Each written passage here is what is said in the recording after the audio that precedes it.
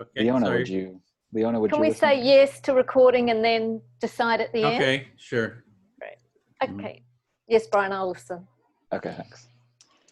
So I appreciate having this discussion because I think it's an important part of the work in general of getting it more out there. I have already been leading. I'm a coach and consultant, so I'm just interested in, I've been trying to create my own packages for mental health, corporate wellness, around empathy, around communication, around meditation. Just that's what I'm in the middle of right now. So this came like intersected at this good time, basically. Mm. So this is something you're already, the field you're already working in your business, and this is a really good time for this conversation to look at the whole empathy circles and money and business. Yeah, so I'm curious where everyone else is at, and I'm curious, I love just the opportunity to talk it out loud with other people who are interested in the same and different things, to share new ideas and to not be alone in moving that forward as a business, and then also keeping some things free, because I'm interested in creating like a funnel. So free at the top, and then like bringing people down into my personal, what I do. Yeah, so you're excited that we're having this conversation and just getting it talked out loud, and you're curious about how this is going to go, and you're interested in like a funnel model, like having the free empathy circles kind of at the top, but then looking at supporting your business as people go down. Yeah. So it's like, one way is in the general public, I post content, and then it would also be, hey, I'm also hosting these empathy circles, and then also just directly approaching businesses. Like I want to just be saying like, hey, this is what I do. So empathy circles are like a top of funnel, like one part of my plan in my mind right now. Yeah, the plan you've got includes empathy circles, but you're also thinking, how do I have content for and empathy circles for the public, but also wanting to build a corporate or business provision as well. So I'm interested also in like facilitator training, which I'm taking right now. And then also I'm a trained facilitator, so I have competence in facilitation already, but I'm still curious about the train the trainer type piece of how that might all work, because I've already started with a couple friends training them already, because I'm like, if I want to host bigger empathy circles, I need people to help me. So I'm bringing together groups of my best listeners. Yeah, you're already growing this. You're already thinking, how can I make this happen? And I can see how excited you are, like, I can gather these people who I think listen really well, and if I'm going to grow my business, I'm going to need to train people. And how do we do this? In tandem thing happening, which is why I really appreciate this discussion of like, hey, these guys have been doing this for 14 plus years or whatever with culture of empathy, and I'm doing my own thing, and it's like, okay, but we're building the same thing, ultimately, the culture of empathy. So it's like, how are we doing that together? Which is given me my vision of like, oh yeah, that's the vision of what I want. Oh, that's really nice to know that's what I'm consciously like headed towards. Yeah, you're really aware that the culture of empathy has been around for ages, and 14 years, and that's the vision you hold in mind, building that culture. And there's something about being in tandem and holding that vision in the way you want to work too. That's really important. I appreciate the feeling of like, as soon as someone said in the last conversation, like money is taboo, and then I think Edwin and someone else chimed in like, no, it's not taboo. It's like really nice to hear that, and then also have a sense of like non-protectiveness from the whole group of just like, cool, this is like an open discussion, which I'm excited about. Yeah, it's a really sweet spot when you heard Edwin say, no, money's not taboo, we can talk about that, and other people sort of wanted to talk about it too. So it was really exciting for you to be able to have an open conversation about it.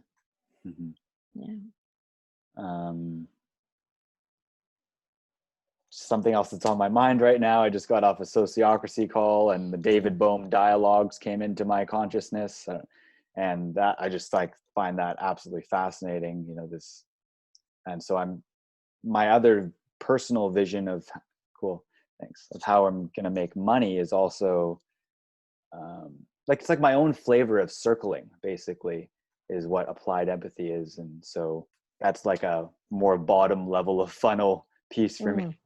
Mm, mm.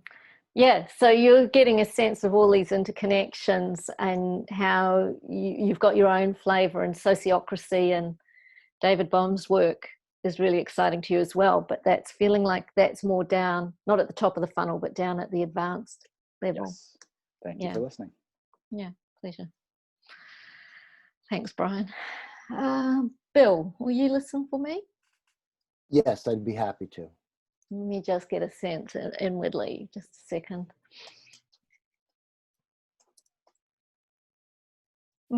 I've been noticing that I seem to have a polarization around money. Mm-hmm.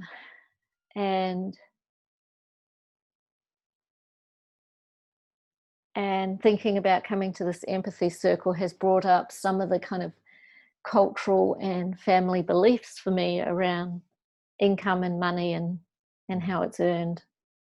Yeah. So you're noticing, I don't know whether it's, well, you know, you're contemplating the idea of money, and you're also reflecting on the cultural ways you've been looking at it and coming to the circle.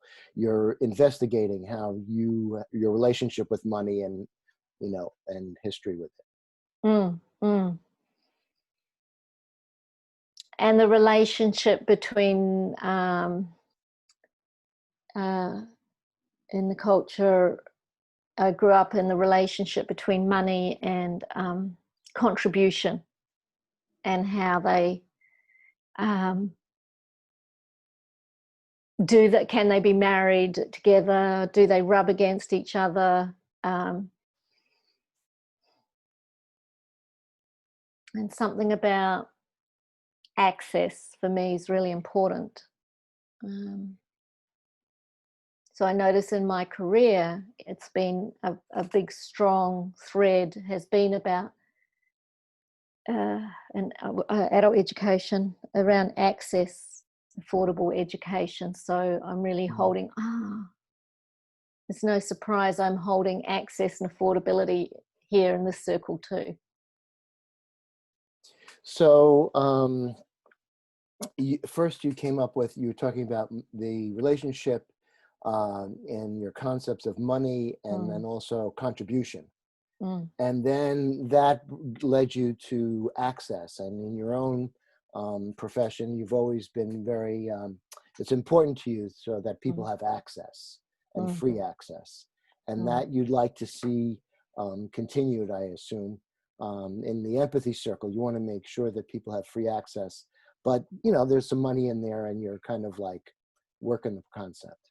Yeah, like free or definitely affordable. A social justice or equity issue. And then I realized, you know, I have paid a lot of money for my masters, 2 masters, one in education and one as a therapist, right? Bucket loads in professional development. And I'm like, oh, you know, there's a shitload of skill sets I've got that, am I just giving them away? And is that valued? You know, there's always that debate of, if you give something away, people don't value it. So those are the things, yeah. So you would then, now you're reflecting upon, you know, you've had a lot of training, you have 2 masters, and there's a lot of skills that go with that. And so the question is am I giving it away? Do people not value it if I do it for free? Or what's the relationship? And, you know, should I be starving on the street? Or, you know, obviously that doesn't work. So there's a play there. Yeah. I think the issue for me is I don't want anybody to be excluded from something that's of value to them and to the world. And I want it to be valued. And money is often the energy, the way we transfer energy around. Well, it's the way we transfer energy around in our culture. So it's hard to get around that one.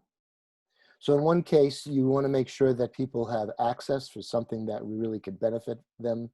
And then also, money is the transfer of energy. So in other words, how do you transfer energy, or what's the transfer of energy that keeps this process going as well?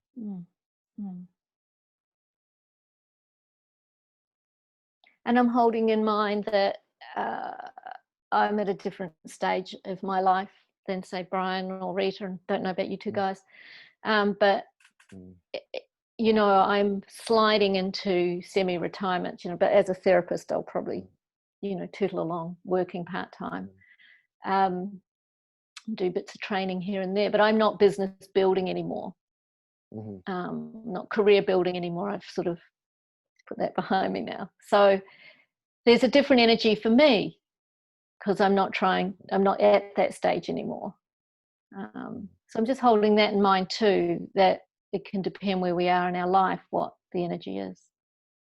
So you're also, you're gauging the fact that where you in your life is further along in your career, say that Brian or Rita, and so you're not in the business building part, and then also want to make sure that you're taking into account, you know, people of all ages and you know, in dealing with this as well. Just kind of trying to view it from the broadest perspective as possible. Yeah.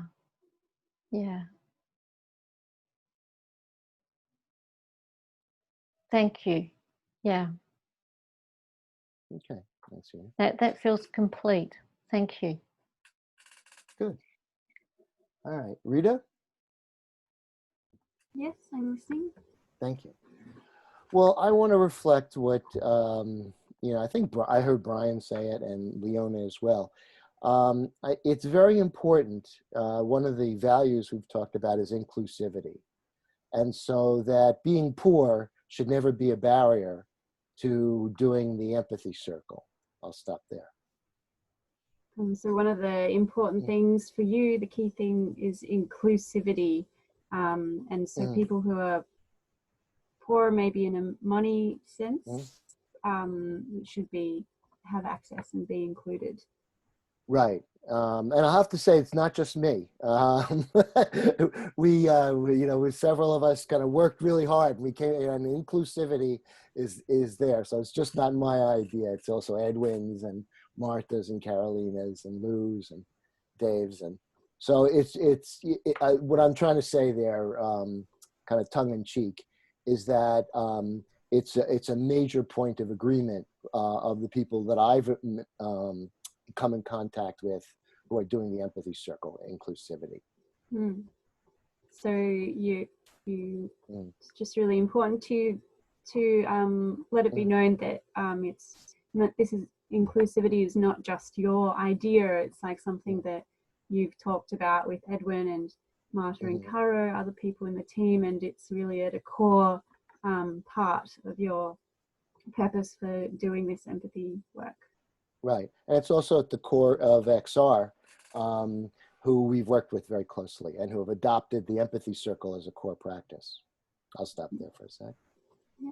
So it's also at a core of Extinction Rebellion, who you've closely worked with and who've adopted the cafes. Right.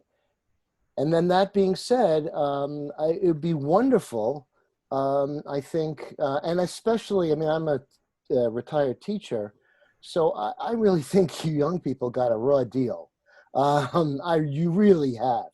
And I would love to create a system where, you know, once you develop a certain amount of skills, in other words, I agree with, you know, what Brian and Leona said, you know, people should be able to experience the empathy circle for free.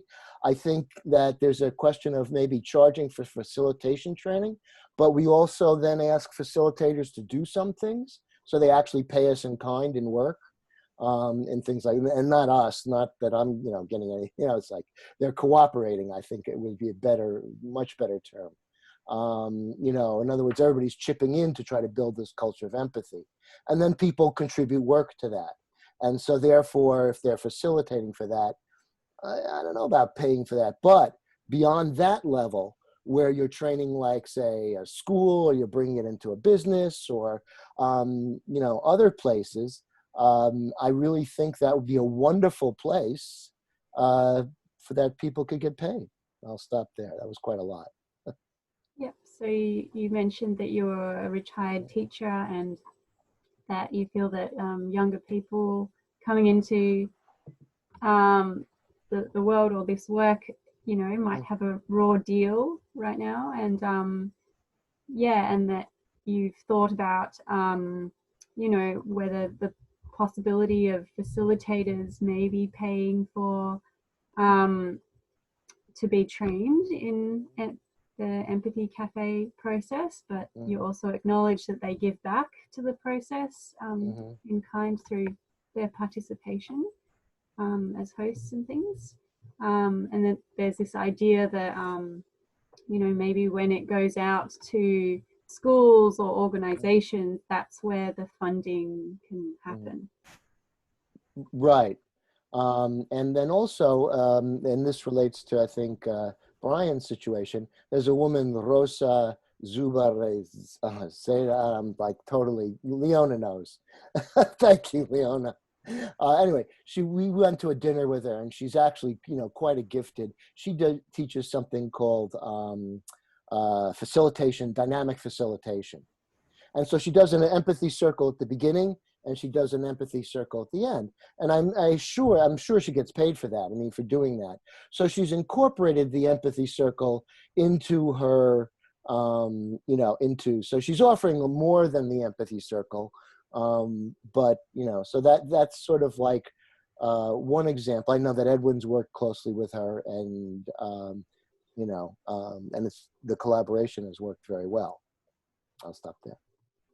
So, Rosa, who offers in her work an empathy circle at the beginning and at the end of the process that she facilitates, and it's worked quite well, and a few people in the group know her. Right. Okay. And I feel very heard. Thank you, Rita. Thanks, Bill. Sure. Edwin, would you listen for me? To me? Yep, listening. For some reason, listening to everyone, I feel like I'm still landing, and I realize that we just jumped in and to this process, and we didn't do a check-in. So a part of me is kind of missing that landing. So you're still landing in the process, because you feel like, oh, we just jumped right into it, didn't have a check-in, maybe sort of missing that check-in. Yeah, and something in me feels like still quite nervous to talk about this and to step on people's toes to talk about the money topic. Yeah. So there's still some anxiety or nervousness about talking about the money and feeling that it might step on people's toes. Yeah. Concern. And at the same time, I also feel welcomed and safe and encouraged, because there's been this talk about inclusivity, and this conversation has been welcomed.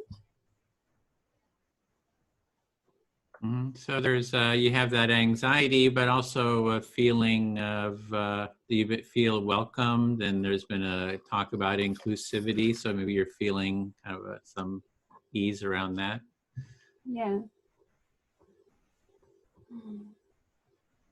And I feel like I resonate with everything that's been said so far, around the different aspects. I'm also in a similar position to Brian, having started my own offerings somewhat a year ago. They're not completely solidified, and then just kind of I feel like there needs to be some kind of clarity in this process, so I can make some decisions about how to move forward. And that I have also heard of similar ways of incorporating, or I'm also thinking of similar ways of incorporating the empathy cafes, like Bill talked about Rosa doing, and things like that. I can see that it can be very complementary stepping stone and an essential part of a broader process.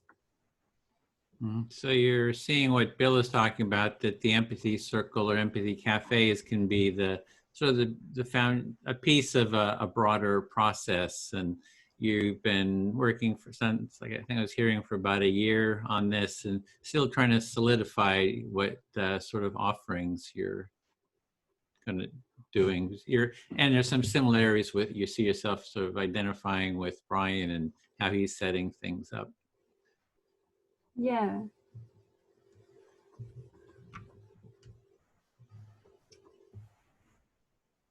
There was a point that I was going to follow on from there, but it's kind of escaped me.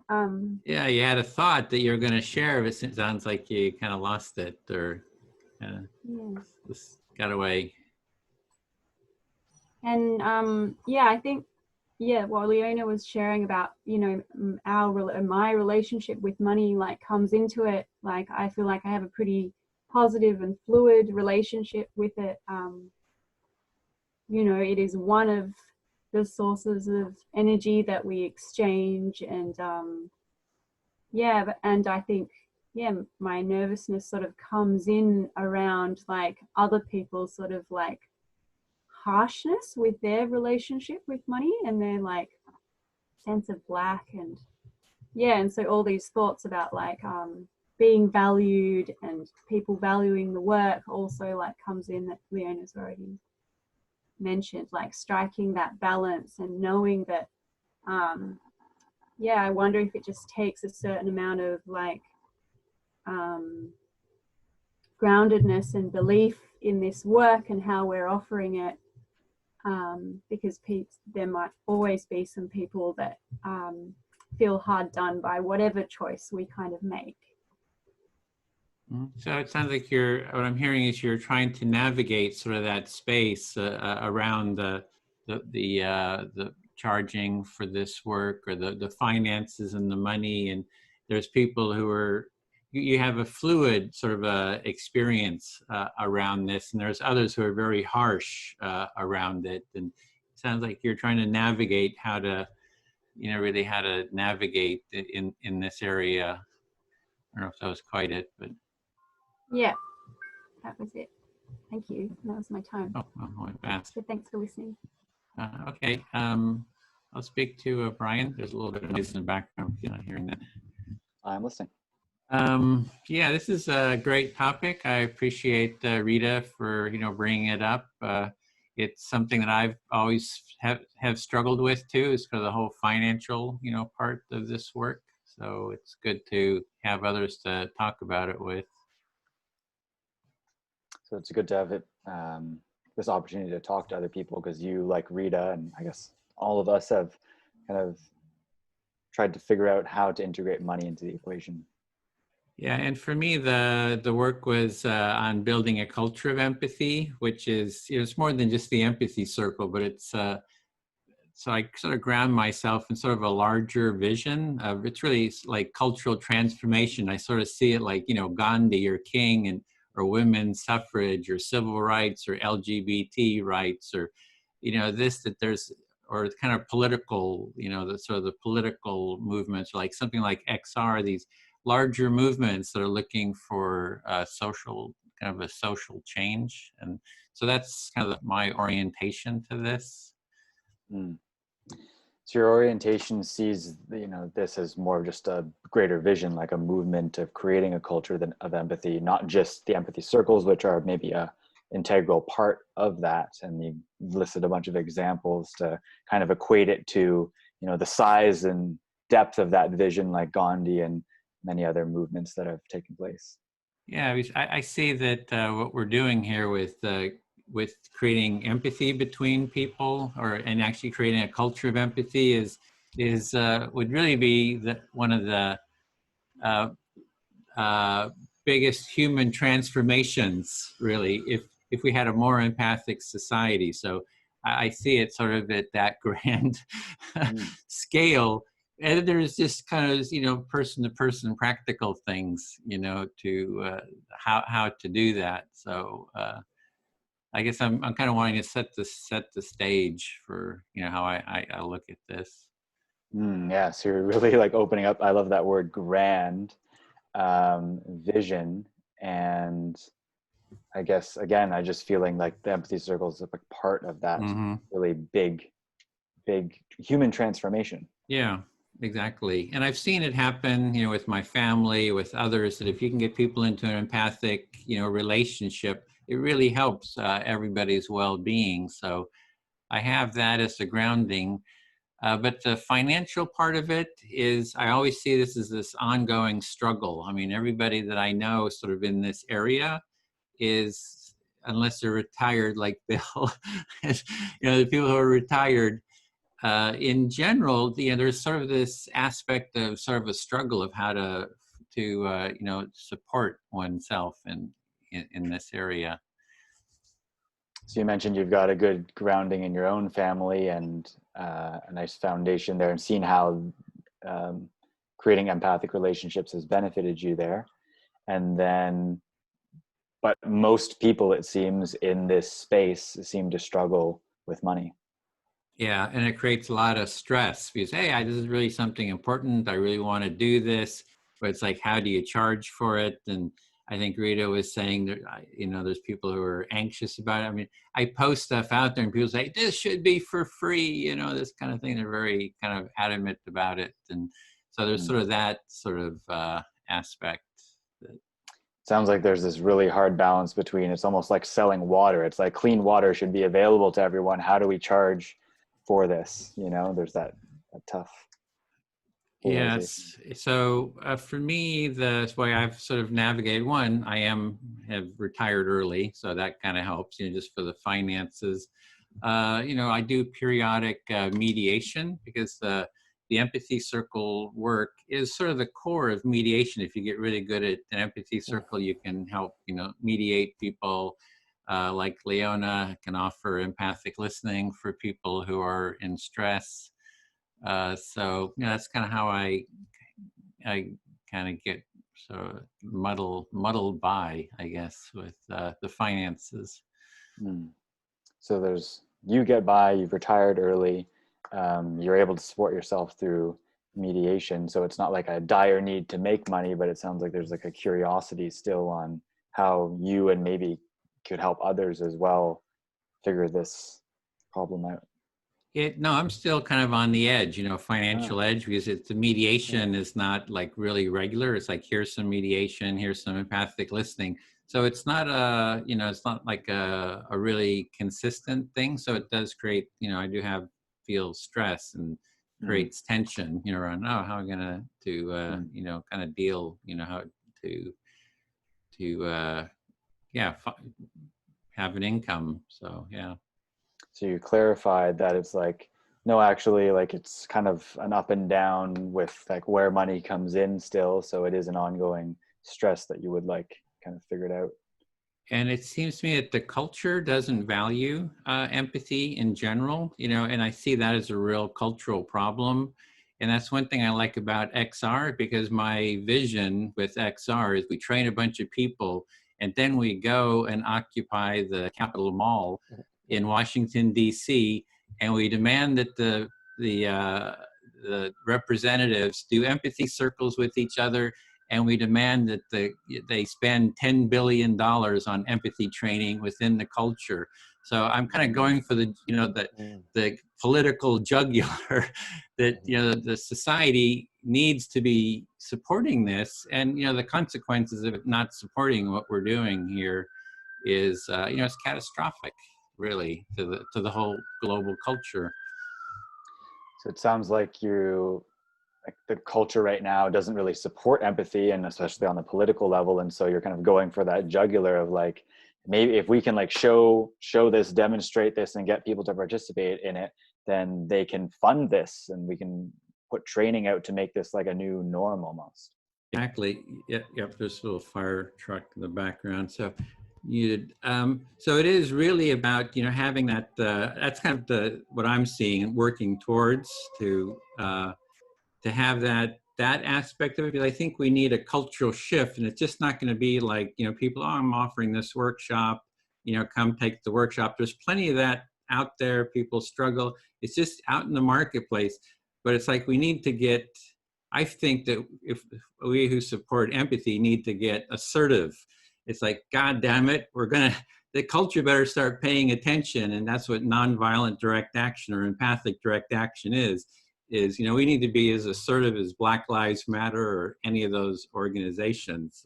And actually also demand that the culture, fund this work.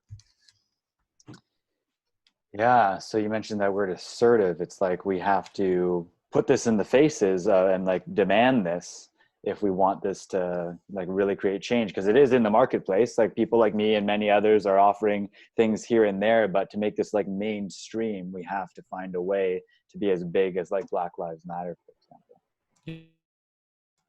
I feel heard. Thanks. Thank you for sharing. Okay, Rita, would you listen to me? Yes. Yep, go ahead. Okay, so I took some notes. I'm curious if anything here I want to bring up. Yeah, so I'm hearing, I love Edwin's vision. It's like really nice to get to connect with Edwin a bit, because like I've been through many circles now and it's like I don't really know anyone here still, So it's nice to hear more of like, okay, someone's been working on this for a while, cool. Like I'm being brought into that vision a little bit more and seeing it's kind of like going for the root, of like pulling the weed. It's like, yeah, I agree that might be a really good focus. And I'm curious if that is the best focus to get that funded on a big level. So you're really enjoying connecting with Edwin and, hearing stories from the core team, because you felt like you haven't had you've been in a lot of empathy circles with them, but you haven't gotten to know them a lot. And you said something about like there was a topic around like that seemed to be very core for you.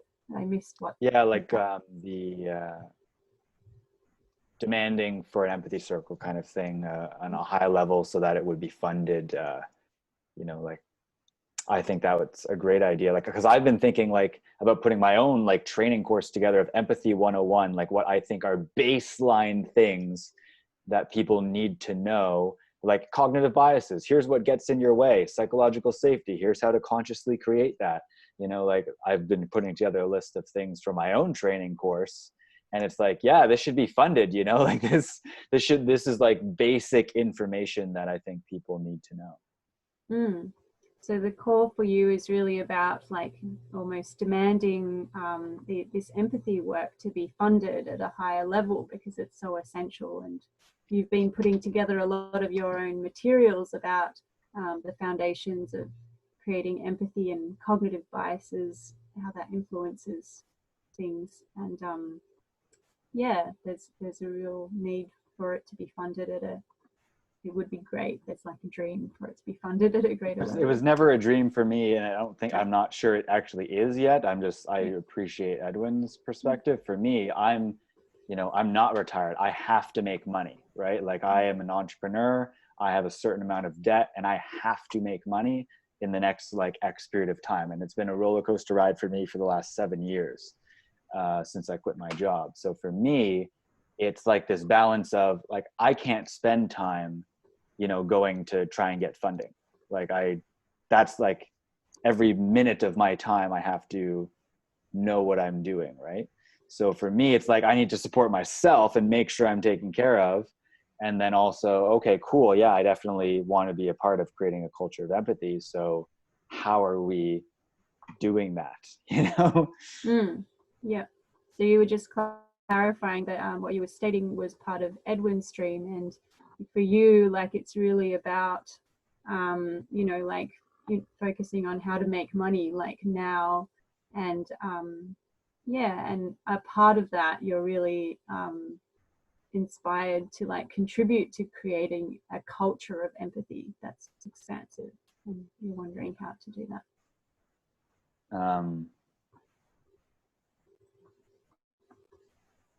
Yeah, because I think it's like my most immediate need is I need to take care of myself, right? So it's like, as much as I want to be a part of something, it's like I can only invest so much time because I have to take care of where I'm at. So there's that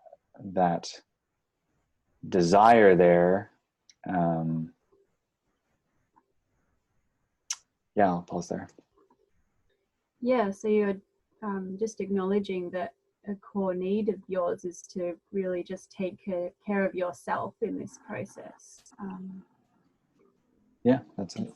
And then, so I wrote down other like existing models. Like I know my friend runs this platform for circling where volunteers run the platform. So he doesn't have to pay anyone at all, but he has facilitators facilitating a bunch of monthly events, and then people pay an $20 or whatever it is membership per month.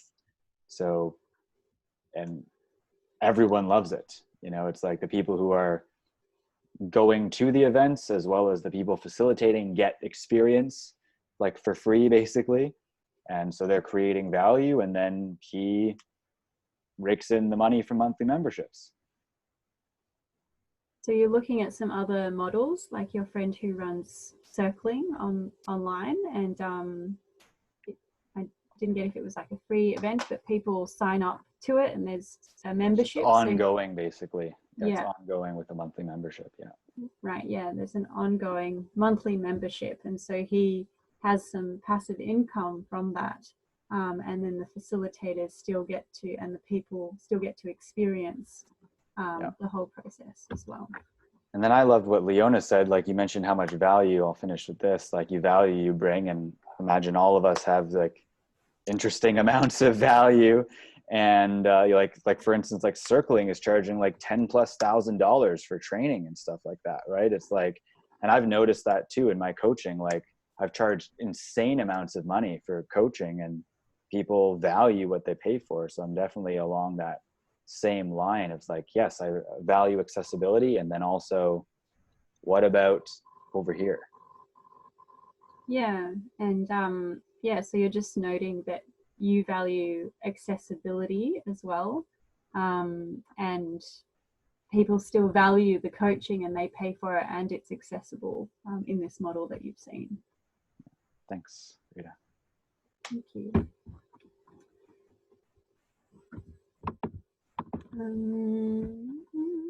Leona, will you listen to me? I'm listening, Rita.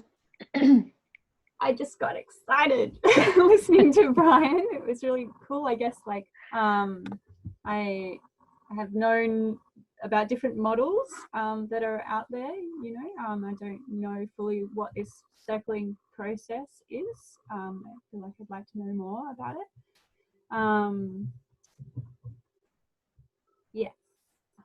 Yeah, you're really excited, like the models and everything Brian said, and you're curious about this new model called circling that Brian's mentioned. Yeah, I'm curious about how it works, and you know, like we circle, is it different to the empathy? What's the process as well that they're sharing and things like that? Yeah, so that's one question I have. So question you've got is, what is this model and how do they do it? And is it like the empathy circles? And also what Brian said about like, you know, the material that he's creating and things like that. It's just like, this has been what I've been thinking about for ages, you know. It's like there's so many little individual people doing their individual things and recreating these whole systems, you know. And I find that really frustrating. And it's like, I don't want to be a solo person recreating the wheel.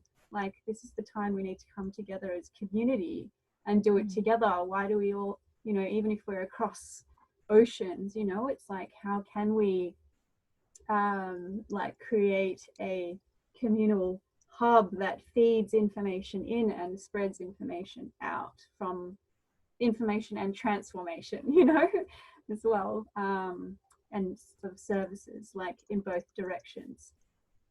Yeah, I'm hearing a yearning for building a community, and some grief around how we've all been trying to do it by ourselves.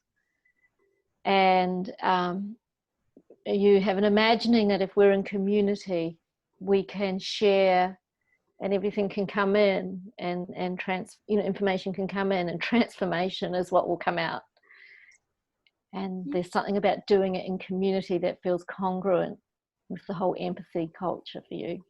Yeah, we'll do it, I guess doing it in collaboration. I know that can be like tricky and have its challenges and stuff, and there are skills around that, and like the size of the team, and there's all those dynamics and the agreements and the setup is like a lot of work behind it. Yeah, but together we are stronger and diverse, and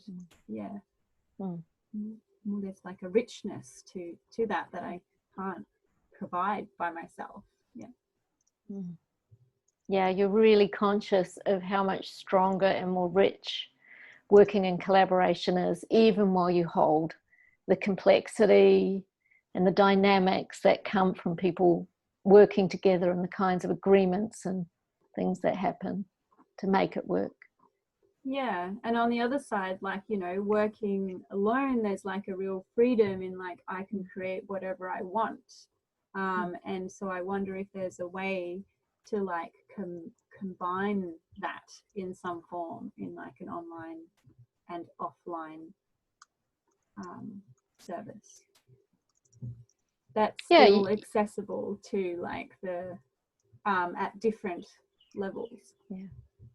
Yeah, you're really connecting that you also love to work on your own, because there's freedom with that, and there's something about how to hold both, being able the freedom of working on your own and doing your own creative work, and then holding something in the hub that supports everybody, some kind of model that maybe could do that. Yeah, and I feel like so many people in their healing and like facilitation modalities, it's like they just have lots of colors on their palette, and that's kind of just how it is. So it's not that new to do it that way. Yeah, people in this healing and transformation world, we all come with different colors on our palettes, and we all bring something that's unique and that's not new in this place. Yeah. Thank you. I feel heard.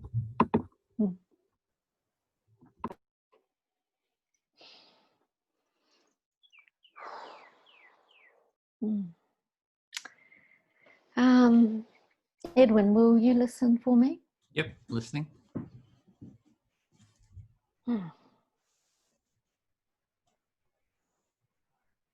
I have parts of me that get really excited when I hear about collaboration and working together in a genuine and generous and curious kind of way that is collaborative, and not kind of zero sum. It's not competitive. Yeah, so you have like some really nice feelings come up when you hear about people working together in just collaborative ways where it's not zero sum or competitive, and And on the other hand, I have parts that get really nervous about having been in some contexts of high intention communities, really trying to hold big, worthy intentions that have unraveled horribly. And I'm just like, oh, do I ever want to go there again, in this last, third of my life? It's a part of me going, don't do it.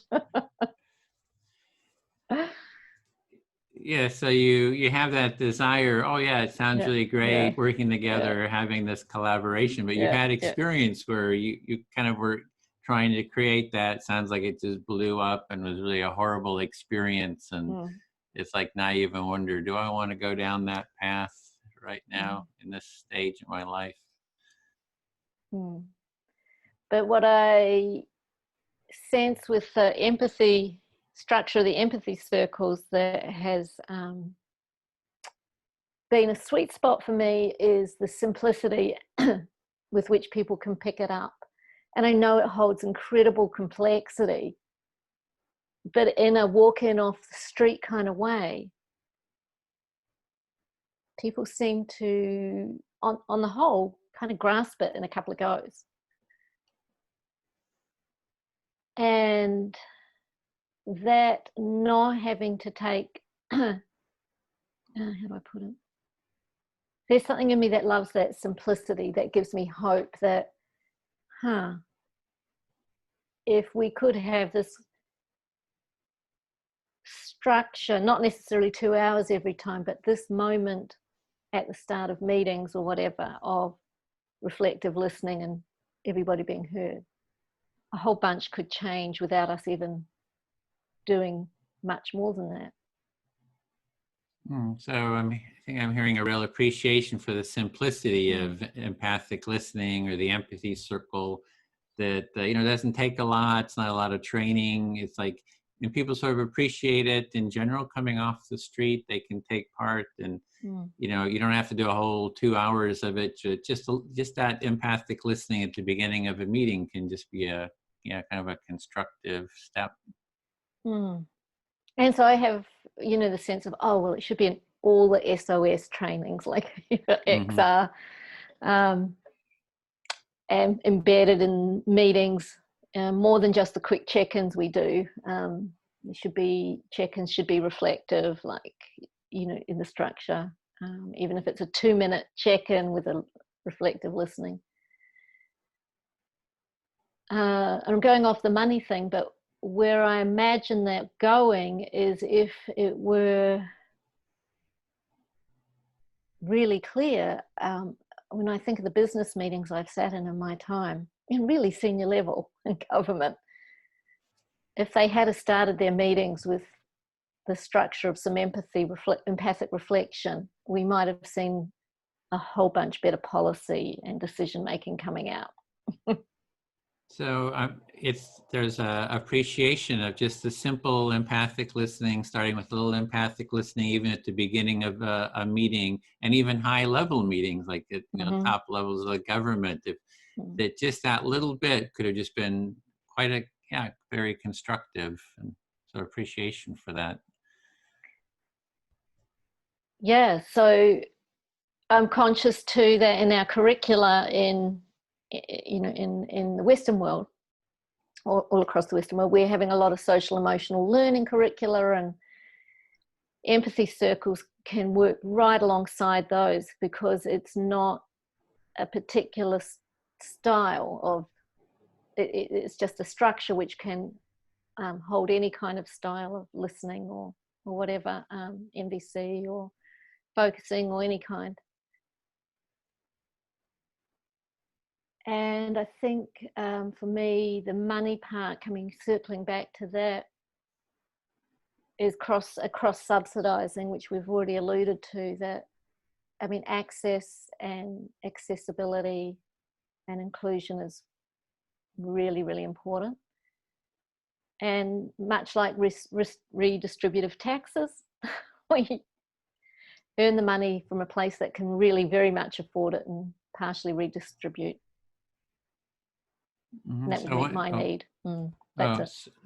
So one way to sort of spread sort of the empathic listening, or the way of being, is to be doing other things, other kind of processes that bring in an income, and then put some of those resources into there, because of for the well-being, I guess, of people and of the process effectiveness.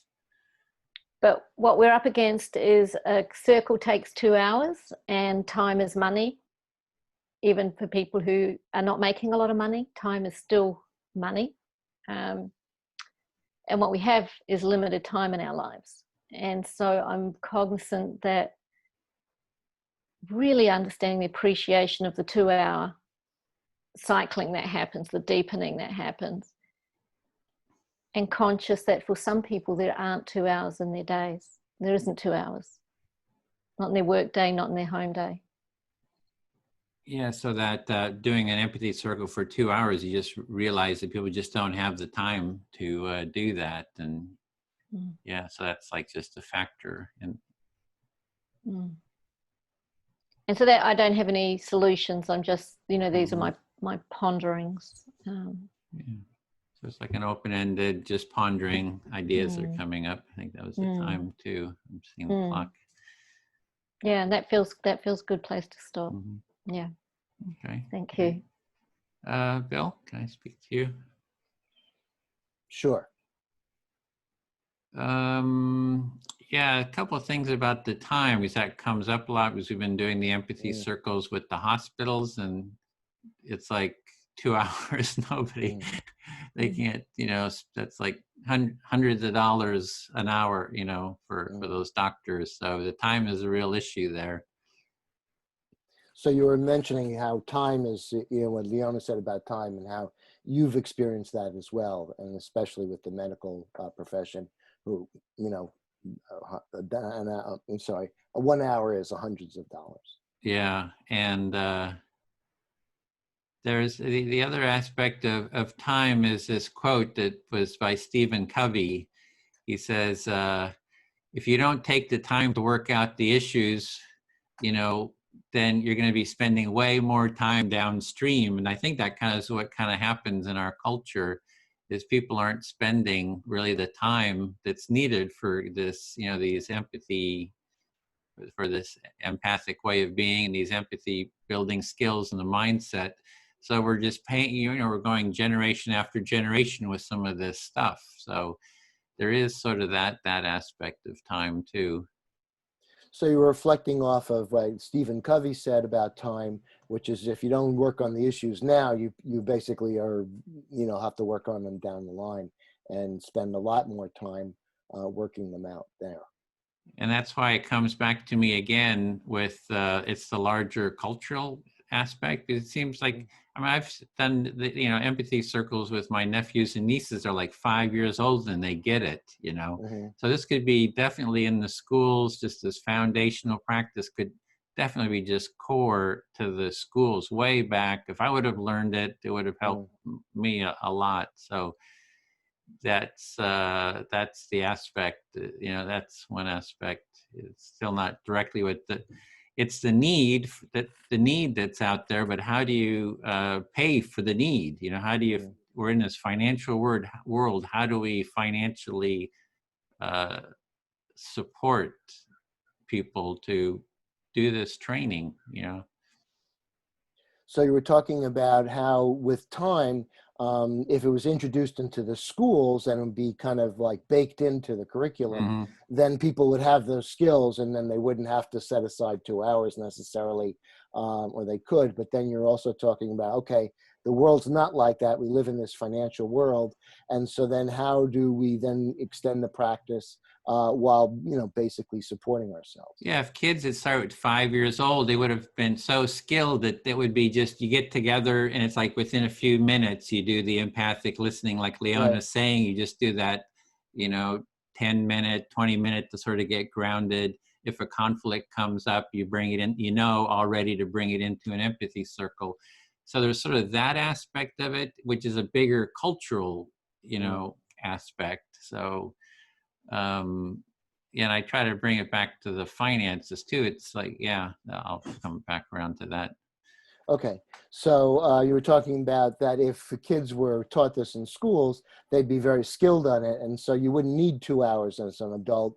You could just check in for 15, 20 minutes. In other words, you could make the time sort of more flexible because you'd be more skilled and experienced. And you're about to talk about the finances again. Yeah, and if they had had the experience, it's like, you're 5 years old, you're already doing it, you're doing it in your family. By the age that by the time you're in college or in med school or whatever, you're so far advanced already in that empathic way of being. You'd be so far advanced into other, mindsets.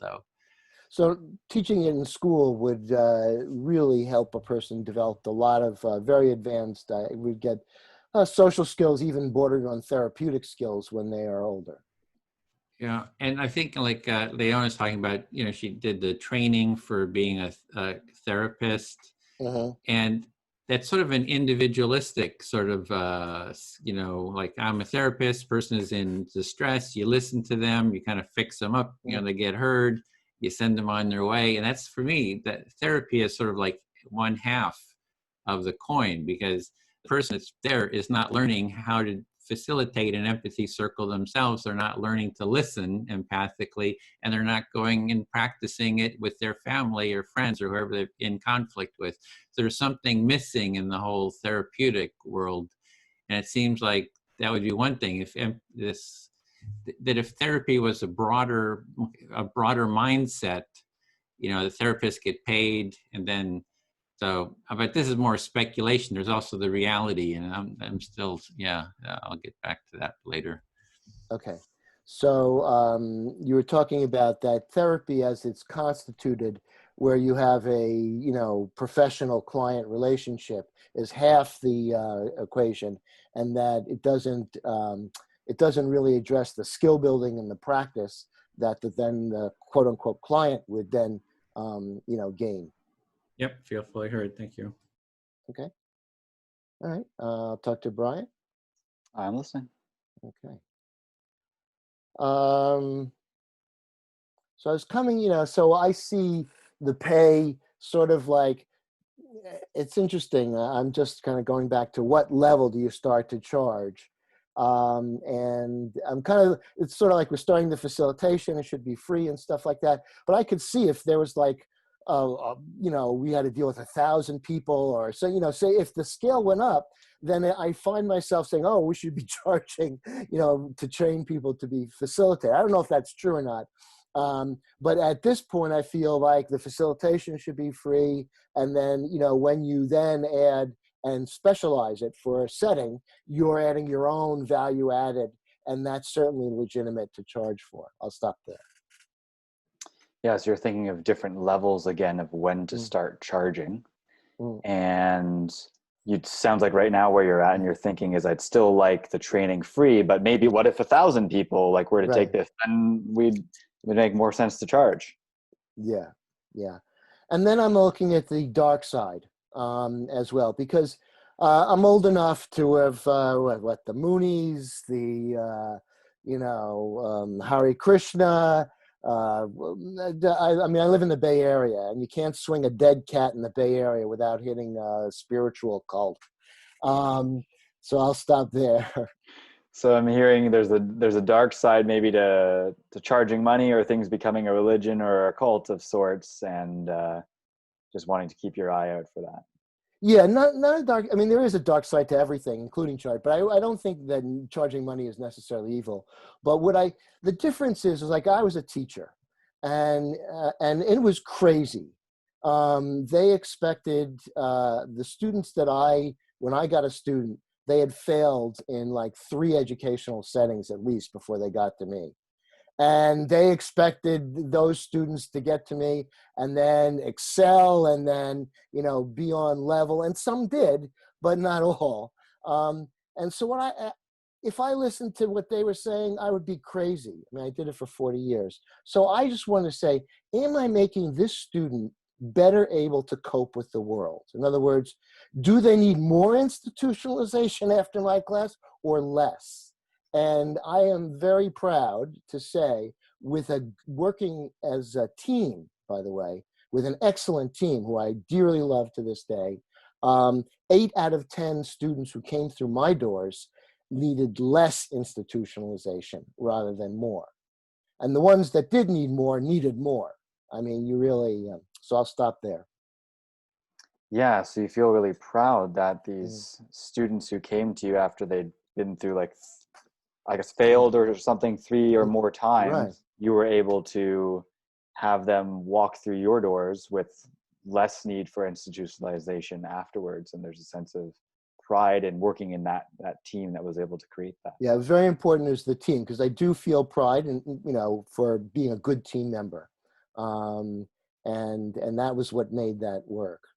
But then these, in New York, in the corrupt people, Tammany Hall, it was like the corrupt guys would be giving the immigrants soup.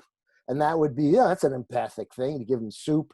that was part of the terrorist training, that these young Arab boys would be taken from these horrible situations and be put in these madrasas where they would be treated nicely. And then, of course, they transferred their loyalty to those people, and they told them that, blowing yourself up is a good idea. It's a good career move.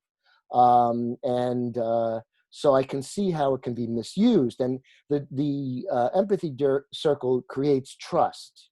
And that's great. But then I feel that anybody who gets in contact with the empathy circle in every way has to feel that they have more skills. In other words, I don't feel that they should feel like I've got to go back for this, or I've got to go back for that, or I'm, stuck in this thing, or whatever. I'm compelled.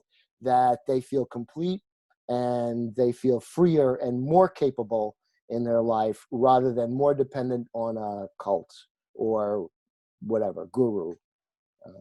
So it sounds like a sense of independence is really important for you in terms of like when people come into this environment of trust, that they leave feeling like empowered, like they have skills, that they don't need to rely on what they came here for. They can go back out into the world and I guess spread or serve or do what they want to do. Okay.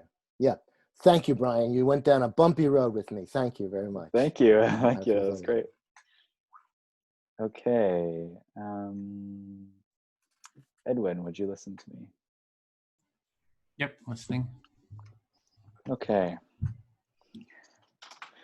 There's a lot coming up now. So the first thing that I heard just today was, the Big Five personality test, people with high conscientiousness and high agreeableness, like they're empaths, it's like an empaths have a hard time charging money because we feel so much for other people. It's like this really interesting problem. Pause there. So a lot is coming up, a lot of energy, and you're kind of looking at that model of different types of people, and there's this intersection of agreeableness and something else. I can't remember, but conscientiousness. And these people are like empaths and just kind of have a certain energy. Yeah. So yeah, I love like Leona and Rita mentioning the collaboration piece. And I think Rita, you were talking about like, there's all these like people doing similar things, and it's like, it's hard work. Like it's an insane amount of work. Like it's I'll emphasize that. Right. And so, there's always this curiosity of how can I come together and join forces with other people. But like, we mentioned, even with the best of intentions, like things go to hell really quickly. And my hesitation is I'm making myself vulnerable by relying on other people. So you're kind of building on what Leona is saying, that, it's great to work with other people, but it can, kind of blow up, and you have a certain vulnerability if you're relying on other people. It's like there's this question of, will working with someone speed me up or slow me down? Like basically, or amplify me, right? So it's got to be the right person. It's got to be right timing. I have to get to know them. Because I definitely see that working as a team hopefully amplifies you. Yeah, so you're just saying that this work is really a lot of work, and it's like, can you work with somebody else where it actually makes things better and isn't worse? Where you're going to kind of amplify each other's efforts, and you got to know who they are, and there's just a lot of factors there to be able to work with them. Yes. And so I think Leona, you said like, earn money from people who can afford it. And that's why I've targeted businesses, because it's like, boom, you've got a budget, for this kind of thing, or coaching or training of some kind. And it just feels so much better to be charging like triple the amount for someone who like easily hands you that money, So and then it's like, then how can I focus on that? Maybe like 80% of my attention there, and then 20% goes over here into making sure we're creating this culture of empathy together, So you really have an appreciation of what Leona was saying, working in a different area, for example, business, who's just, it's no problem for them to pay, the triple what you would in other situations, and maybe spend most your 80% there, and then the other time in something more kind of offering free stuff or whatever, or lower paid stuff work. And then I think of like the model of Vipassana meditation around the world, and not for profit, where they've proliferated their work like incredibly, you know, like by donation of service and money. That I see, like people feel good, right? Like they get to feel good being a facilitator, they get to feel good being a cook, they get to feel good like supporting. So it's this and just giving money, because there's big donors out there, right? Who like, boom, here's a ton of money because I believe in what you're doing. So I just thought of that model as well. Yes, you're really looking at these different models of how you can move forward. And one of the models is like the Vipassana, which is that they create an organization. There's a whole sort of a structure there. And then it's kind of a deeper thing that they're doing. And people want to give money to the organization. And so that's another. And it's free. model. Like I've been 3 times and I haven't given money. I'm going to give money when I can. But like right now, I just received, you know? So it's just so cool that exists free. Yeah, so it's really cool. You see it as a model that you think is really interesting, as well as sounds like you have a real appreciation. It's free. It's really been supporting of you, and you will give when you can give, and maybe that's another model. Yes. And I'll just end with, there's an idea in my mind of something like, what if every relationship could be therapeutic? You know, like that's what I see this as being in that sense. Not sold in that way, but certainly if people could just learn how to be with each other in this way, I think that's very powerful. The simplicity, like Leona was talking about, of how easily people can pick it up is incredible.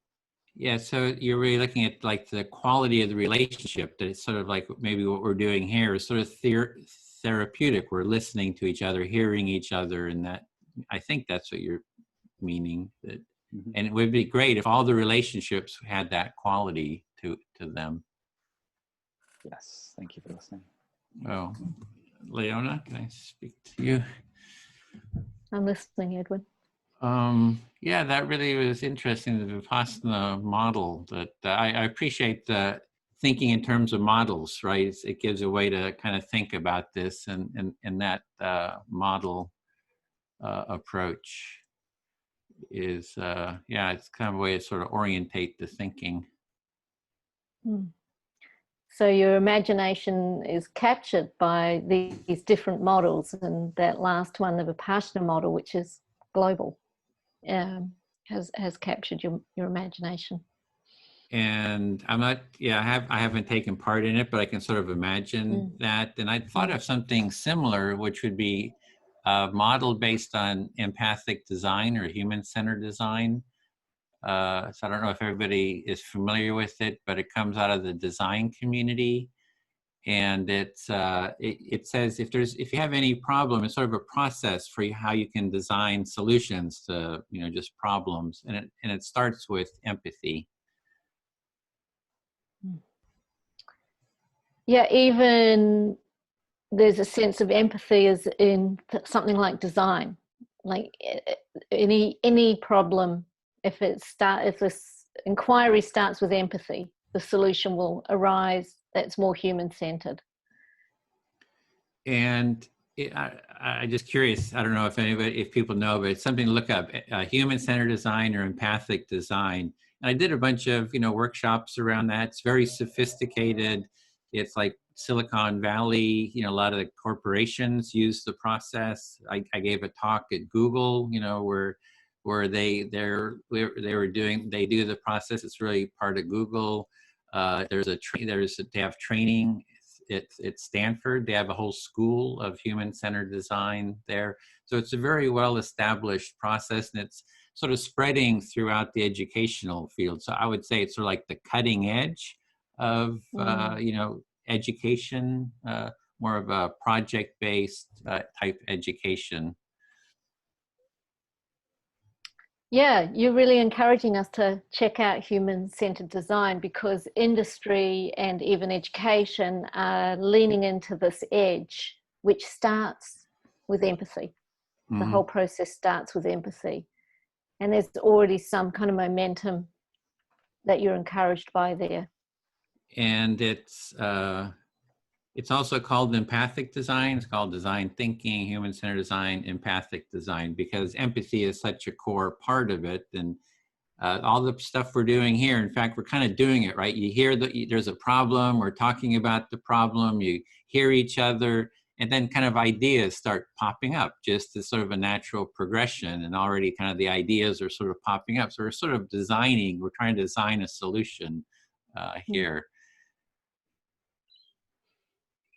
Yeah, there's this thing about the inquiry that starts, like we had this question here, and using the empathic process, already we're orienting to new solutions. It's a natural kind of unfolding that's happening through listening deeply to each other. And I got excited about the Vipassana model because it's sort of related to a model I'd thought of, is using human-centered design for sort of spiritual design, because it's very much used in engineering and, you know, some processes, but it could be just like a religious institution, you know, that's not religious per se, but it's like, how might we design, you know, a community that works for our needs better? And it's a very sophisticated design process, so that the community is a design community, continuously designing practices, processes that are supportive of the members' needs, basically. And having that full spectrum of tools that human-centered is, I mean, it's a huge amount of tools, and it's very sophisticated tools. Yeah, you're getting really excited, like, how could this really work, you know, using empathic design or human-centered design, and not just in the kind of engineering style things, but how could it create community and grow that community and have a structure that supports everybody in the structure and welcomes the learning and the growth, and all done starting from the point of empathy.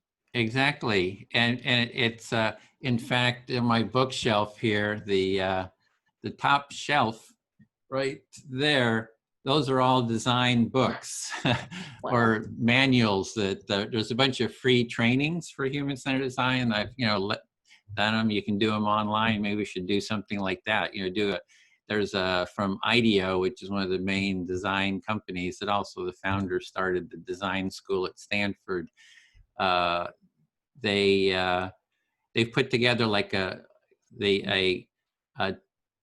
3-hour training and an 8-hour training. So I've led those trainings multiple times, and you can do them online too using a program called Mural. So it might be an idea to try that out, actually. So yeah, but that's my time.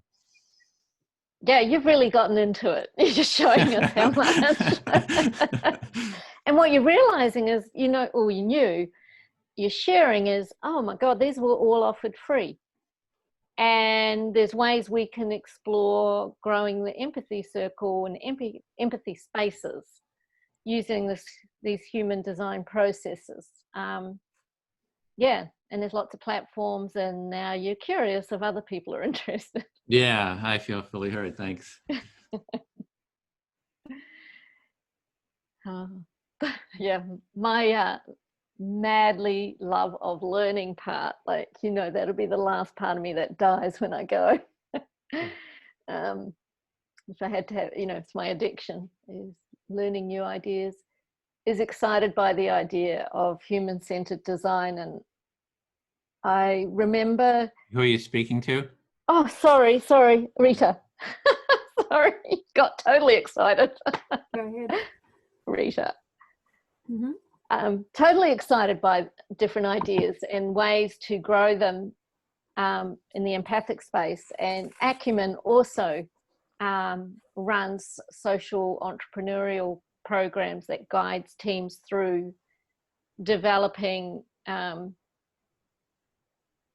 implementing projects that add to, you know, the betterment of the human condition, if you will. You got really excited.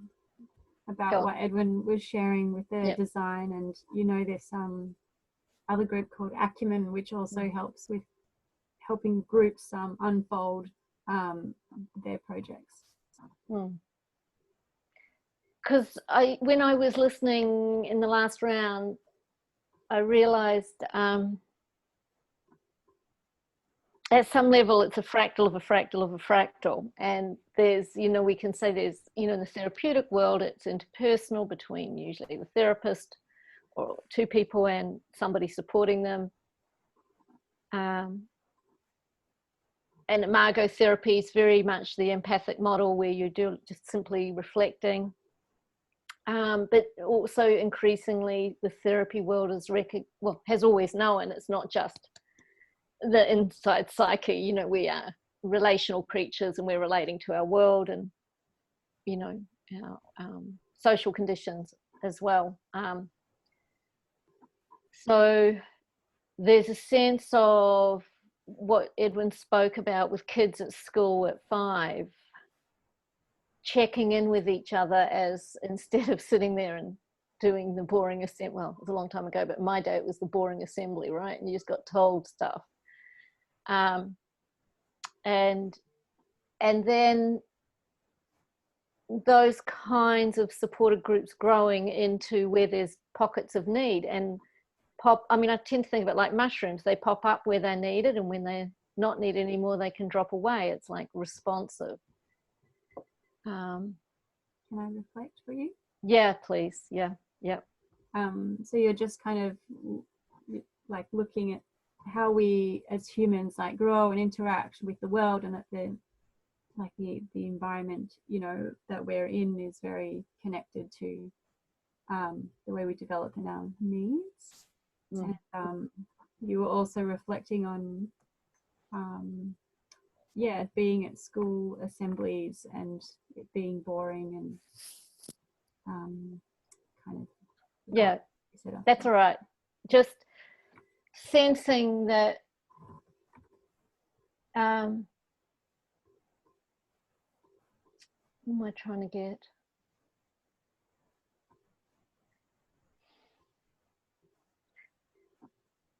There's a very simple thing about the empathy model, which is just listening and doing your best to hear the other person, sometimes skillfully, sometimes, and depending on how you are on the day and the skills you have, and etc. But there's the intention behind it to just hear someone simply. And that as a basic principle, without any other complexity, seems to me to hold a huge potential for healing. Because I grew up in a culture where you didn't listen. We thought we were listening, but we were just prepping for our next statement, to be fair. And yet I even see in like XR, for example, tremendous amount of conflict popping up everywhere, where even with the best intentions, empathy disappears like a snowflake in the summer sun, just gone. So you were reflecting on growing up and at a time, and you were at the time you thought you were listening, but really you were just people around you, and you had the experience that people were just thinking of the next thing that they wanted to say, and that you really value this empathic listening process. It's just no matter like what skill someone has, just having the intention of listening is so fruitful.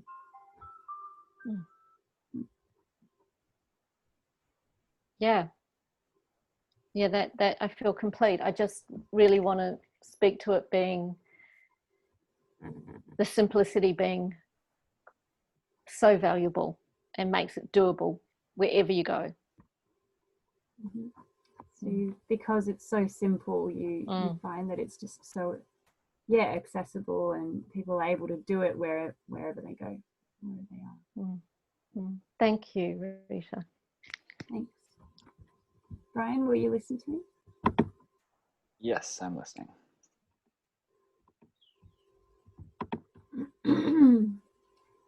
I feel like I'm just kind of landing in like what, you know, what's been whirling in this space and what you guys have said. I'm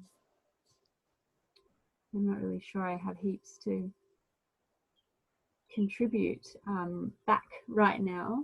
I'm just kind of enjoying witnessing the ideas that are popping up and yeah, the ideas around like doing if I heard right, like a human-centered design process around how to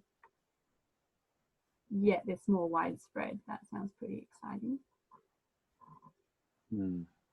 So there's a lot whirling and everything's just kind of landing. It's bringing up some things. You don't have a lot to contribute, but you seem kind of thoughtful and pensive, and also an underlying maybe excitement of what the human-centered design could bring. Yeah.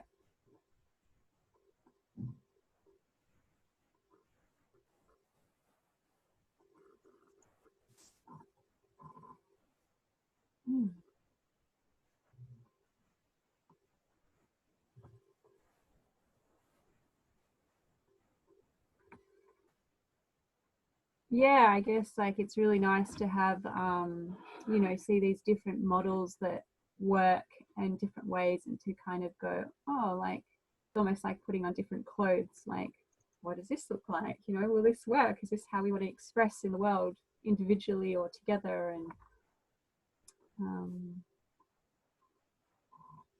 yeah, it's just nice to be dreaming collectively and to really allow the dream to kind of happen.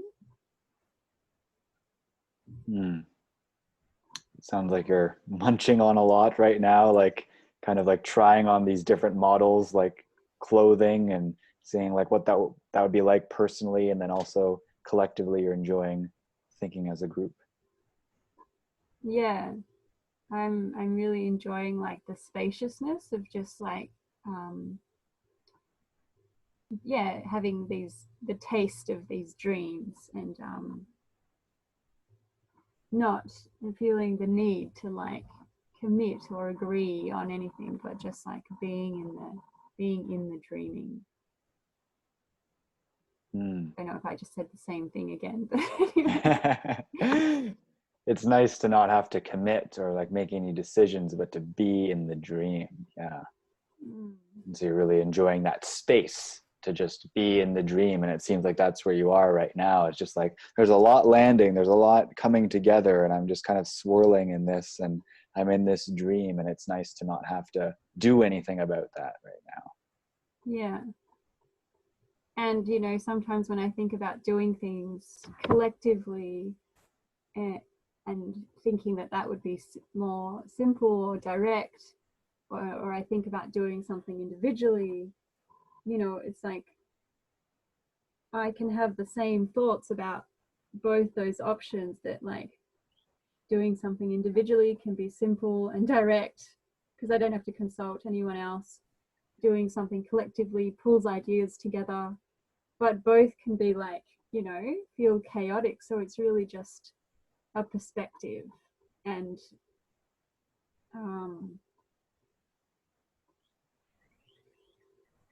yeah, like what, you know, where is really like the weight in the reality of the situation. Like they can both be peaceful, they can both be complex. It's just what I decide to think about each of those scenarios. Okay, so there's like the doing things together, and there's the doing things on my own, and they can both be peaceful or complex. Like you can see benefits and pros and cons to both, basically. And again, it sounds like you're not really making a decision of either or. Maybe there's a both and there, but you're just kind of teetering between these two worlds, looking at them and seeing like they're very similar.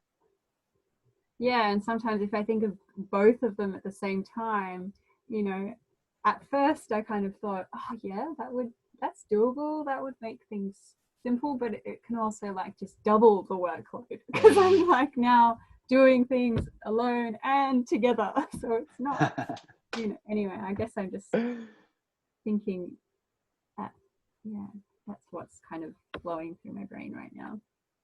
Yeah, so there's this like reveling in the simplicity that is in both, you see is in both, and there's also this like, but now there's both, and that can double like the workload at the same time. So it's almost like confusion around that in a sense. Yeah, or just an acknowledgement of like, it can be either. So not as much confusion, but acknowledgement of it can be either one. Yeah, thank you. Go ahead. Thanks for sharing. Oh, before we move on, sorry, I just wanted to acknowledge that it's half an hour before we wanted to finish, and I just wanted to check whether we wanted to continue all the way up until the end, or whether we wanted to leave a bit of time, like 15 minutes or something, to share about integrating and things like that. Would people prefer? I'd like open time to share and integrate. Yeah. Oh, sorry, you want open time to integrate at the end? Like, I mean, like at least 15 minutes would be nice. Right. Whether we start now or in 15 minutes, I'm open. Okay, what's that? I'm pretty open. You could even start now, as far as I'm concerned, just open discussion. Sure. I'm flexible as well. Hey. Yeah, do we feel complete in our like sharing and our unfolding for now? I do. I create a bunch of sort of models here. So I found that interesting to start thinking of different financial models. Yep. Okay, well, I guess any other thing that people want to say can continue to come out. So yeah, let's have it as it. And I just put a link in for the design, human-centered design, a little website I have if anyone's interested in design. There's a link to some of the trainings there. Cool, thanks. I think what I'm left reflecting on right now is what Leona brought up, like in 2 rounds, which is what like in my first experience of the empathy circle, like that simplicity of how quickly it can be learned and caught on is just, and how important, I say it trains people to listen in a new way. It's like, I just find it quite astounding how naturally it's picked up through modeling of it happening, right? So that simplicity is just, it's like you don't need to pay money for this training, like just like boom, you get it. It's really incredible. So thank you for validating that, Leona, like twice, and it continues to be etched in stone in me. Yeah.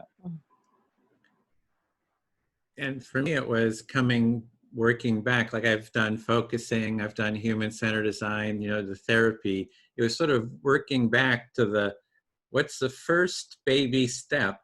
And it's like, oh, it's just the empathic listening.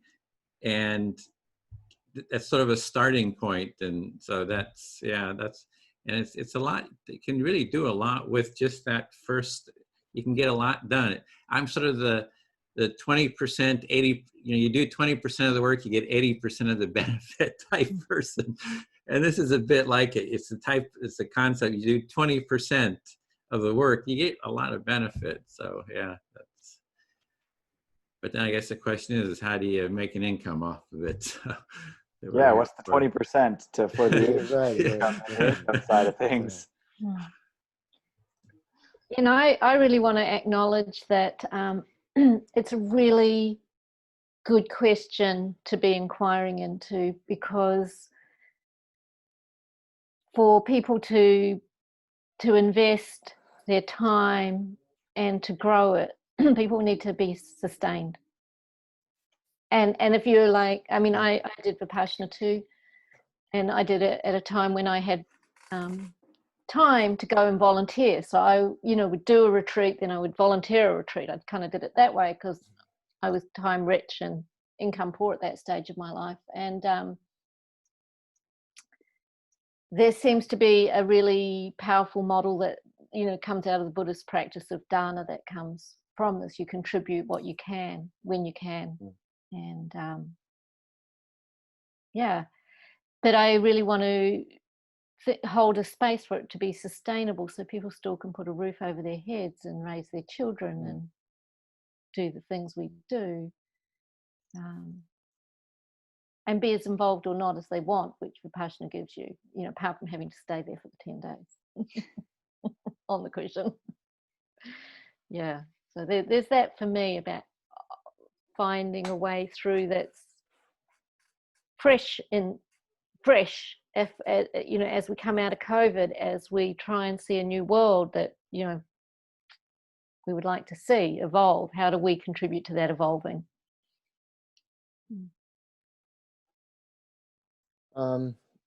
Well, I guess I've been exposed to a lot of different and new ideas, and so I find that there's no clear way from this discussion. There are a lot of possibilities, so it's not pessimistic, but there are ways forward. What I get is a sense of balance. Like, for instance, we are suffering from rampant capitalism, which is really, and I use capitalism kind of loosely, because the other thing is that what about microloans in third world countries? And that is capitalism as well. And what about North Korea's version of communism, which is whatever that is? And so there's a sense of keeping a sense of people being enriched. And as they go through the process, they feel empowered and enriched, and however that happens. And that should occur for the people who are the facilitators who are doing it as well. So right now I'm left with that felt experience where everybody feels that they've grown and learned. That's it. I love those words, enriched and empowered.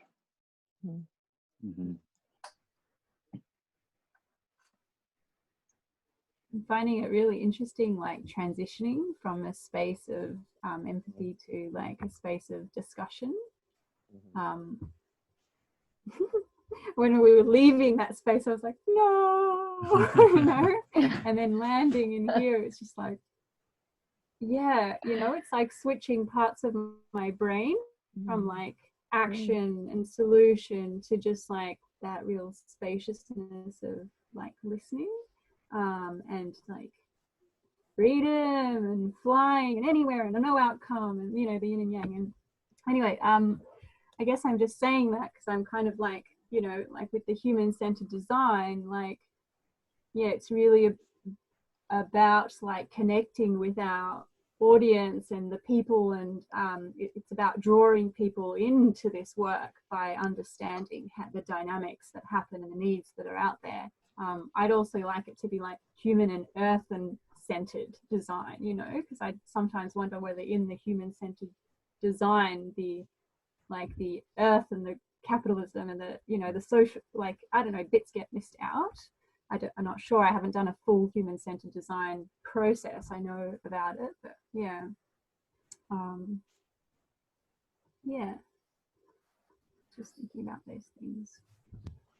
Well, maybe I could just share real quick on the design, because we sort of have a design question. Like, this is the model, that you start with, empathy, you define a problem, you brainstorm, you prototype, and you test.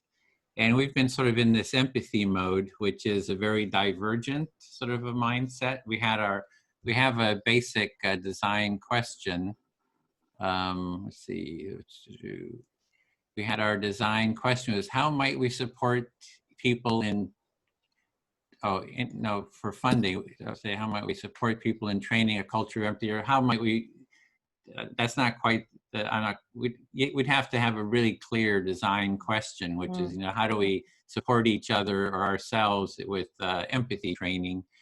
And then with the you start with your design question, and then you just it's open, and you kind of capture all the ideas in sort of a field of possibilities. And I actually have there's a program called Mural, which is for doing human-centered design. And they actually gave me a free account for like 500 participants.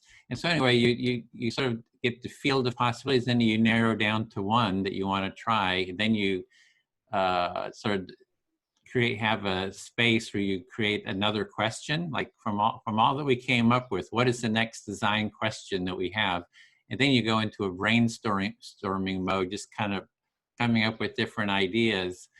And then you hone in on those, and you create a prototype, and then you go in and test your prototype. So there's different models of it here, and and then you keep iterating on it. So yeah, so I'm just kind of throwing it out there because we kind of do that anyway. It's almost like a natural problem solving that humans do, but this is a more sophisticated method of doing that.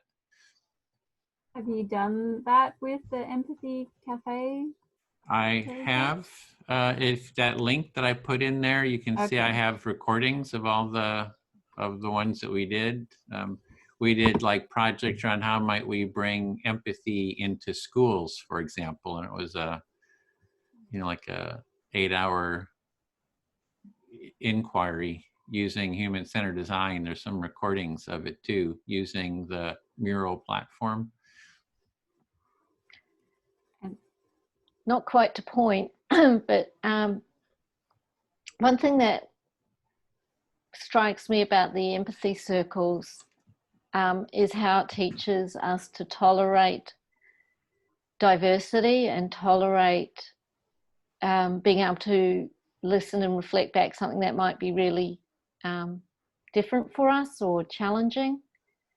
So even, often we think about the empathy circle as really feeling heard.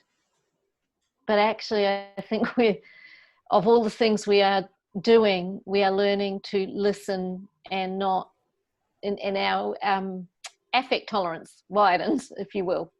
We learn, our nervous system learns to listen without so much activation. As we begin to understand, we can listen, and it doesn't mean we are agreeing or colluding. We are just listening and reflecting, and perhaps getting a better understanding. And I think that's not often in a world in which more tolerance is needed and more diversity is being expressed and allowed to be expressed.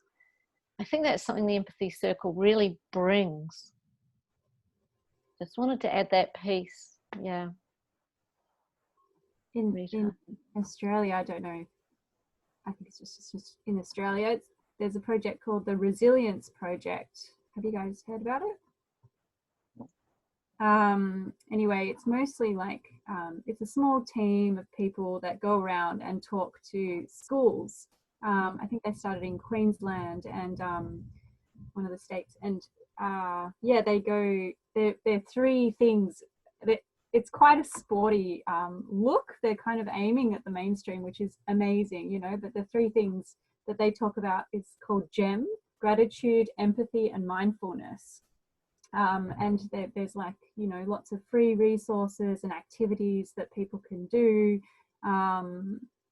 Mostly they just give like talks in like giant pavilions, and all the teachers go, wow, this is awesome. We want this, basically. But I haven't seen them do like empathy cafes. They do gratitude and stuff like that. But it's like, it's really good that work's being done, because, it's like they're priming people to be more ready for this kind of stuff. And I think I sense that teachers are really like, almost like intimidated, because they need to do a lot of personal work themselves.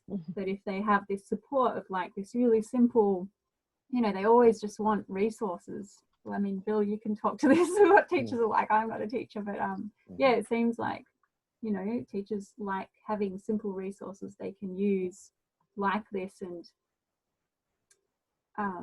imagine like a school classroom where like the teacher is reflecting what the student is saying and the student is reflecting what the teacher is saying, even in small groups. I think there's definitely teachers out there that would be like ready to use this like now.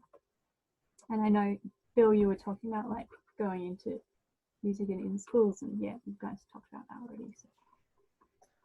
Okay, I'm sorry. Brian, is that a hand, or I don't know what this? I'm just like oh, you're just resting. stretching. Okay. Thank you. Well, first of all, I want to say this is a little off topic, but I want to thank Rita for keeping time. Because when I keep time, I always feel like I'm the Debbie Downer of the empathy circle, because people are, they're into it, and I've got to go like, I have this very fancy. So I thought you did a really good job with that. It's not as easy as it might seem. Do you like my giraffe? I realized I had a giraffe on the back. Oh, you yeah. do too. Oh, I didn't see what the. Oh, yeah, giraffe. No, I didn't see the giraffe.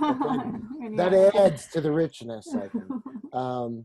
Yeah, and I think that you're right. Empathy circles in schools. Edward talked about it.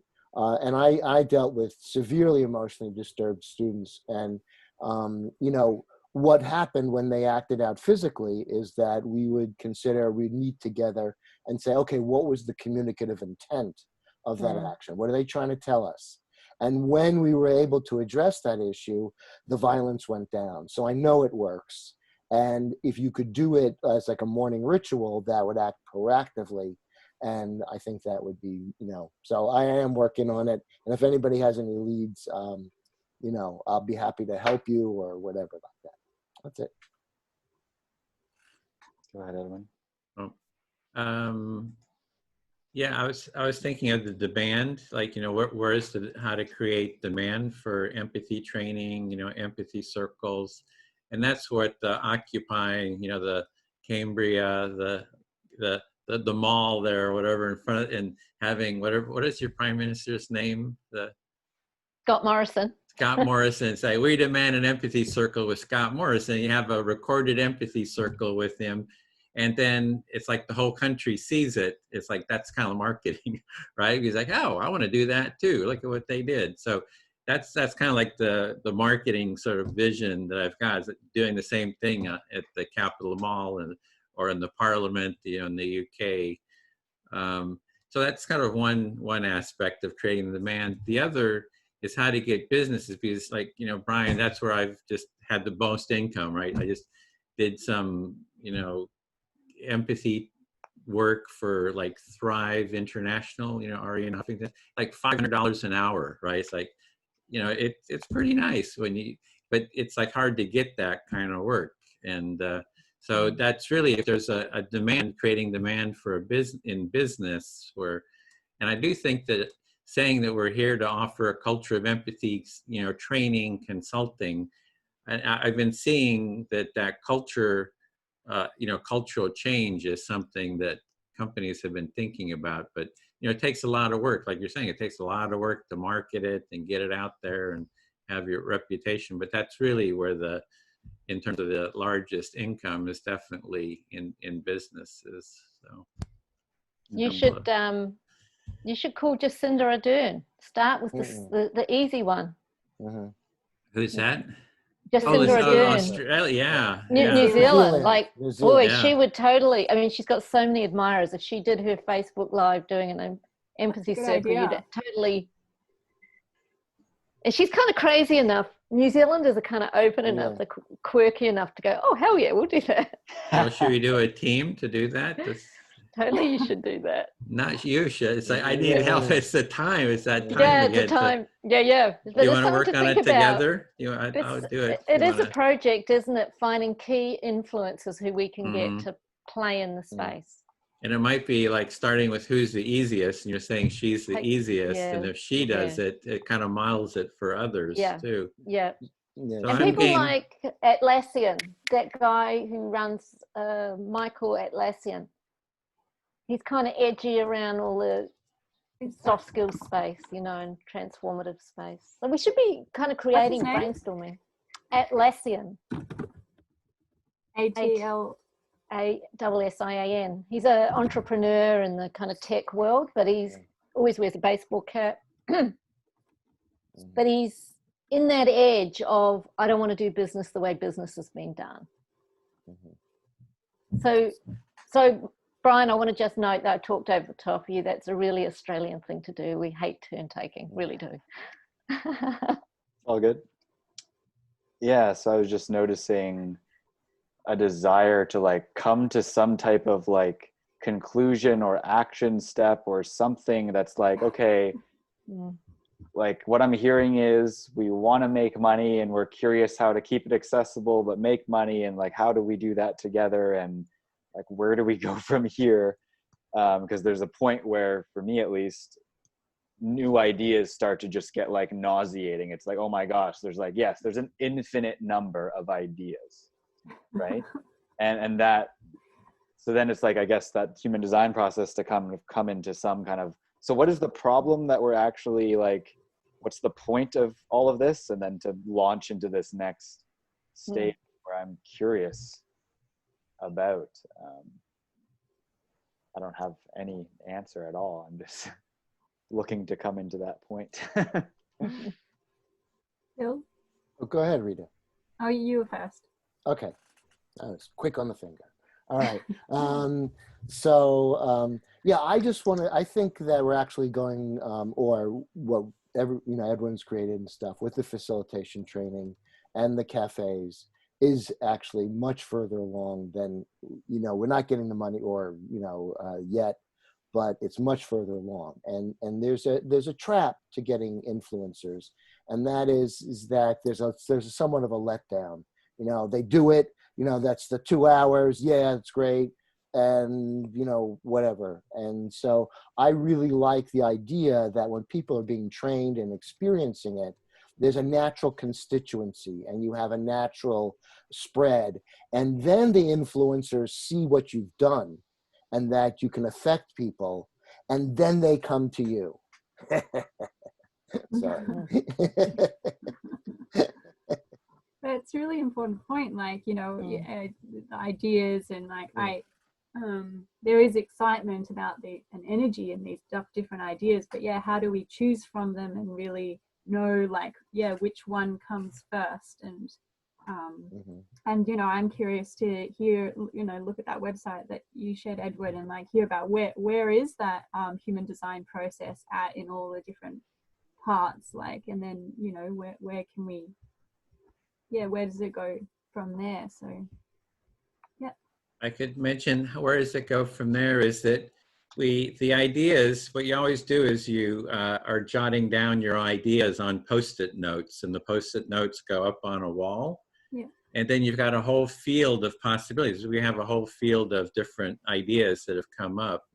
And then it's like, how do you sort through what we actually want, if we even do? Maybe the idea is this, we're just sort of exploring it, we're kind of done. Or we could say that we want to go next week, we want to continue. But with that design, it's like you've got a field of possibilities, and then you start organizing the possibilities into kind of categories. Like we had one category was high profile people, okay, here's all the high profile people to do, or we need other jobs was another thing, what are the other jobs that we can do? Or so you start sorting and you start seeing clusters of ideas emerge. And then you have a voting process like, hey, I feel the most energy for this one. And you kind of get a vote from everybody about which one. And then you kind of go with that.